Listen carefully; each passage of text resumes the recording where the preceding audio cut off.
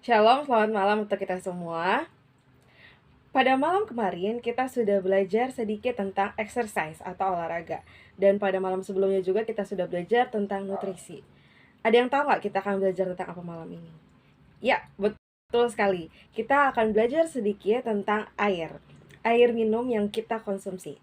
Kita akan tahu manfaat air, kita akan tahu kapan saja kita harus minum air. Ada beberapa tips juga dan hal lain yang akan kita bahas tentang air minum. Nah, kita semua tahu ya kalau air ini adalah zat yang vital bagi kita. Tanpa air, hidup kita itu akan susah dan bahkan mati. Seorang dewasa memiliki sekitar 60% air dari seluruh berat badannya. Sedangkan untuk anak-anak memiliki sekitar 65%. Air ini adalah sistem transportasi tubuh kita. Kita semua tahu ya, kalau dalam sel tubuh kita ini yang beredar maupun yang membangun organ, itu semua mengandung air. Kalau kita perhatikan, mata kita ini selalu basah. Karena ternyata ada sebanyak 95% kadar air dalam mata kita. Sedangkan di dalam darah itu terdapat 94% air. Dan di organ lain seperti jantung itu terdapat 75% air, paru-paru ada 83%, bahkan tulang kita yang padat itu berisi sebanyak 22% air. Nah, lalu bagaimana jika tubuh kita ini kekurangan cairan? Apabila tubuh kekurangan cairan, agar tetap dapat menyeimbangkan kadar air, maka tubuh kita ini secara otomatis akan mencari jalan lain, yaitu mengambil air dari darah.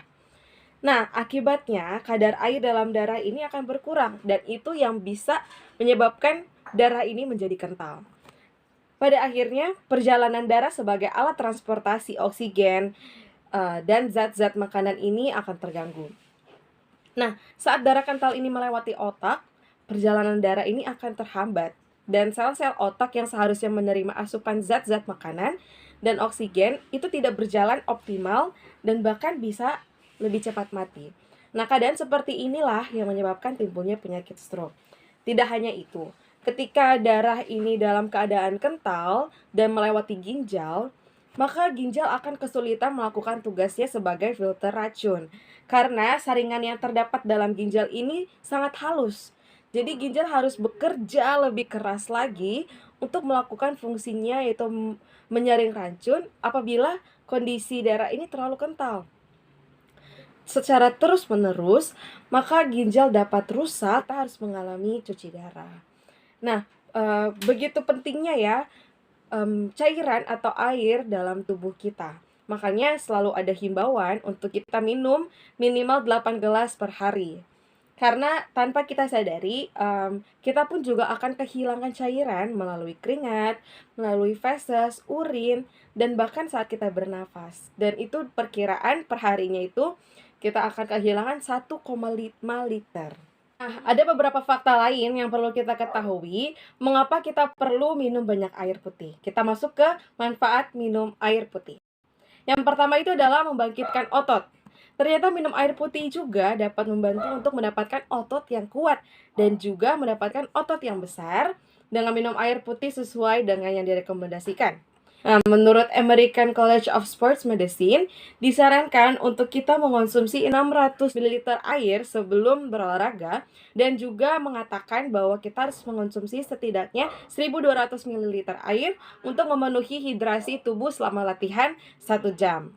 Setelah melakukan penelitian intensif, Journal of Strength and Conditioning menyimpulkan bahwa 1,5% dehidrasi itu cenderung menurunkan kekuatan otot dalam satu repetisi.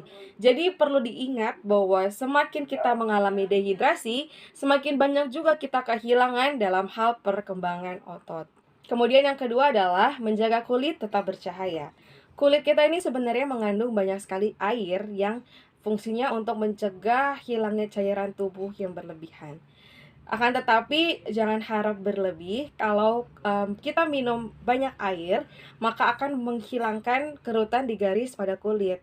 Tetapi kita harus tetap minum air putih yang cukup untuk menjaga kesehatan kulit kita. Seseorang yang tidak memberikan cukup hidrasi untuk tubuh mereka, itu kulitnya akan menjadi kering. Sebaliknya, kalau orang-orang yang kebutuhan airnya tercukupi, cenderung memiliki kulit yang glowing serta tampak sehat. Hal ini dikarenakan air sangat berguna untuk memastikan fungsi tubuh yang optimal dan meningkatkan sirkulasi darah yang lebih baik. Selanjutnya adalah memelihara fungsi ginjal. Ginjal yang berada keadaan sehat itu bisa menyaring darah sekitar 150 liter per hari. Menurut Kidney Research di UK, minum banyak cairan membantu ginjal membersihkan natrium, urea, dan produk limbah lainnya dari tubuh. Dan menurut para peneliti di Australia dan Kanada, banyak minum air dapat menurunkan resiko penyakit ginjal kronis. Nah, inilah sebabnya ya saudara-saudara, minum cukup air ini sangat diperlukan untuk membantu tubuh mengeluarkan limbah agar tidak terjadi penumpukan limbah yang menyebabkan pembentukan batu ginjal.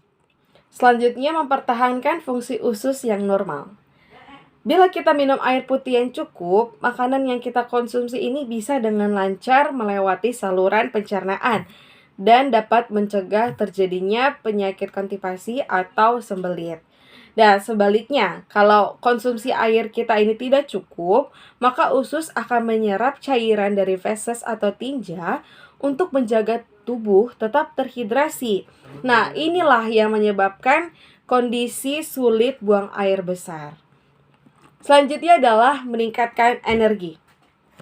Seperti yang kita tahu, kurang minum air putih juga dapat berdampak pada tingkat energi dalam tubuh. Bila kita mengalami kondisi dehidrasi, itu bisa membuat kita merasakan kelelahan yang hebat. Karena itu, air sangat penting untuk membawa nutrisi ke sel-sel tubuh dan membuang limbah sisa pencernaan yang tidak diperlukan. Oleh karena itu, kita harus meningkatkan konsumsi cairan sesuai dengan kebutuhan dengan rajin minum air putih. Dan yang terakhir, membantu menurunkan berat badan. Air mampu menekan nafsu makan yang berlebih. Juga bisa meningkatkan metabolisme tubuh serta membantu olahraga yang kita lakukan menjadi lebih mudah dan lebih efisien. Nah, sekarang kita masuk ke ciri-ciri air yang aman dikonsumsi. Tentunya air yang berkualitas itu harus memenuhi persyaratan fisik, yaitu yang pertama, jernih atau tidak keruh. Kemudian yang kedua, tidak berwarna. Kemudian yang ketiga, tidak berbau. Institute of Medicine's Food and Nutrition Board pernah menyatakan bahwa rata-rata jumlah air yang harus dikonsumsi adalah 2,6 liter untuk wanita dan 3,7 liter untuk pria. Namun berapapun jumlah air yang harus diminum, pada intinya kita harus dapat memenuhi kebutuhan cairan tubuh. Karena itu kita masuk ke jadwal air minum yang baik kapan dikonsumsi.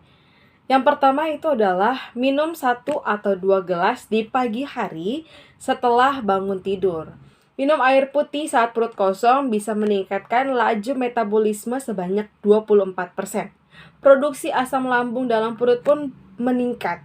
Nah, minum air putih di pagi hari bisa bantu untuk menurunkan keasaman lambung, sehingga perut akan terasa lebih nyaman ketika kita sarapan. Selanjutnya adalah minum 1 gelas setengah jam sebelum makan. Nah, jadwal minum air putih sebelum makan mungkin akan membantu bagi mereka yang sedang mengalami program diet. Biasanya waktu yang disarankan itu adalah 30 menit sebelum makan. Minum segelas air putih sebelum makan tak hanya dapat membantu kita kenyang lebih cepat, tetapi juga dapat membantu kita dalam mengendalikan porsi makan.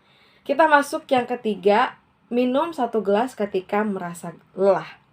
Sekitar 50% hingga 60% dari berat badan berasal dari air.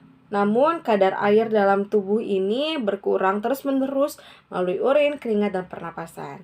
Nah, ketika kita kekurangan cairan, maka kita akan mungkin lebih merasa lelah dan lemah dari biasanya. Oleh karena itu, ketika tubuh mulai merasa lelah, segera isi kembali cairan yang hilang dengan minum air putih. Selanjutnya, yaitu minum lebih banyak ketika sakit. Ketika kita sakit demam, tubuh akan mengeluarkan keringat yang lebih banyak.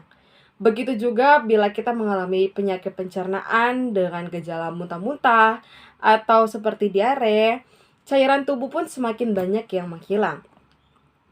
Pastikan kita tetap minum air lebih banyak dari biasanya agar tubuh tidak menjadi dehidrasi. Nah, selanjutnya ada 3 tips supaya kita bisa lebih banyak minum. Yang pertama, selalu bawa botol minum. Yang kedua, selalu jadikan air putih sebagai pilihan utama. Lalu yang ketiga adalah konsumsi makanan yang mengandung air. Nah, itulah beberapa hal yang bisa saya bagikan tentang pentingnya air untuk kehidupan kita. Tetapi kita juga sebagai umat Kristus, bukan hanya air yang sering kita minum yang dapat membuat kita hidup.